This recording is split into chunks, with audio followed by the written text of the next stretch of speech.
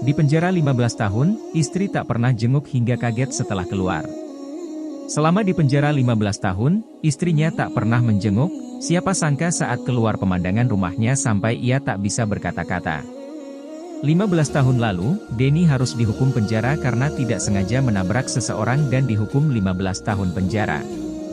Selama 15 tahun ini, orang tuanya tidak pernah menjenguknya, bahkan istrinya yang baru menikah setahun dengan pun tak pernah menjenguknya.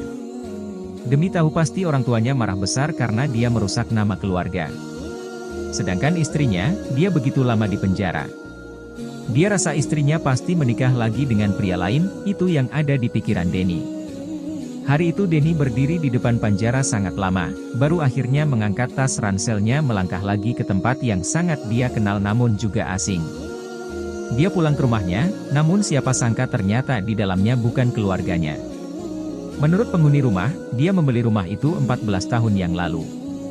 Rumahnya sudah dijual, Denny hanya bisa merenung di depan pintu rumah itu sangat lama. Kemana perginya kedua orang tuanya, kemana dia harus mencarinya? Saat itulah ia teringat rumah tua milik orang tuanya di desa, ia merasa harusnya orang tuanya akan pulang ke sana. Akhirnya Denny pergi mencari teman lamanya untuk meminjam uang. Siapa sangka temannya juga sudah tidak tinggal di tempat yang sama. Karena kebingungan, akhirnya Denny hanya bisa mencari pekerjaan untuk mendapatkan uang agar bisa membeli tiket ke desa. Tapi karena dirinya baru keluar dari penjara tidak ada tempat yang memberinya pekerjaan, sampai akhirnya Denny hanya bisa menjadi buruh bangunan. Setengah bulan kemudian, dia mendapatkan gajinya dan langsung membeli selembar tiket pulang ke desanya. Waktu turun dari bus, ia melihat ke sekitar. Ini adalah rumah lama yang tak pernah dia datangi selama lebih dari 15 tahun.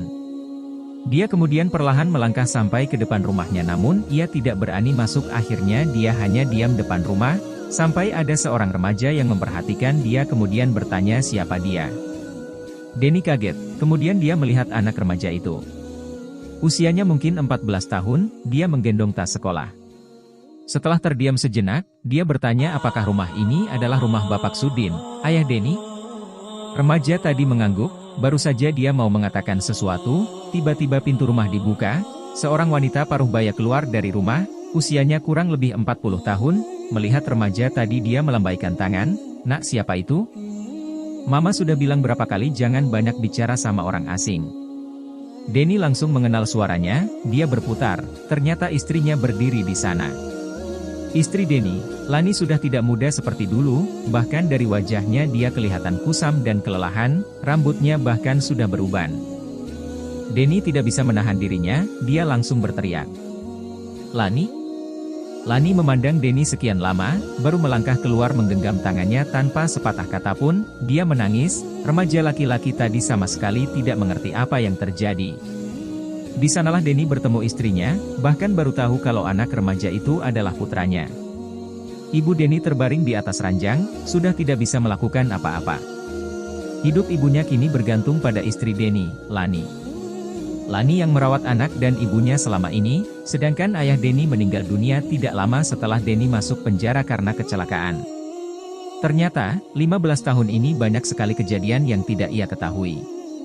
Ibunya pingsan waktu tahu Denny masuk penjara, dia koma dan tidak bisa sadar lagi, kini dia menjadi manusia yang tak bisa sadarkan diri. Demi merawat sang ibu, Lani menjual rumah mereka dan kembali ke desa.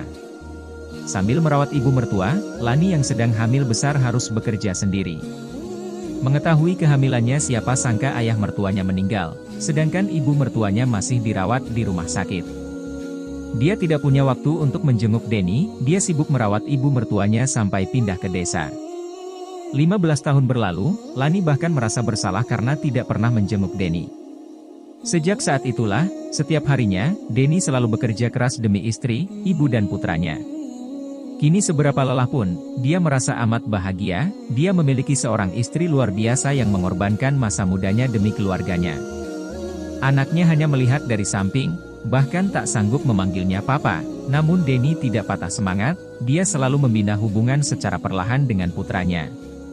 3 tahun kemudian, Denny berhasil membeli sebuah rumah yang layak bagi ibu dan istrinya, dia juga berhasil menyentuh hati anaknya dengan segala perbuatannya. Saat itulah pertama kalinya putranya memanggilnya papa, itu merupakan hadiah yang sangat besar bagi Denny. Denny merasa hidupnya sekarang sangatlah bahagia, segala yang ia dapatkan sekarang, itu adalah pengorbanan sang istri.